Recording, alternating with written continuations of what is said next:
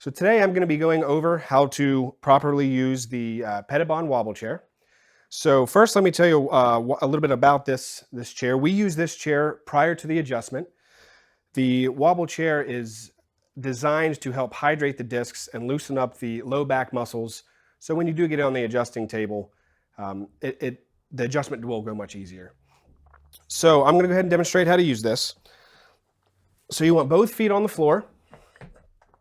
The armrests are adjustable, so pick your appropriate height. Now, what this is not is it is not a spinny chair. We're not going to spin like this. That is improper use of the wobble chair. What we're going to do is we're going to tip side to side using only the hips. So it's going to look like this. And again, this is hydrating the discs. This is loosening up the low back muscles for the adjustment. Again, we're not doing this. We're not going the whole body to each side. We are just tipping the hips. Along with the side-to-side motion, we can also go forward and back with this wobble chair. So forward and back would look like this, kind of arching your back and extending your back. Again, you want all of the motion to be right in that hip low back area. We don't want to lean back. We don't want to lean forward. Everything is right at the hips.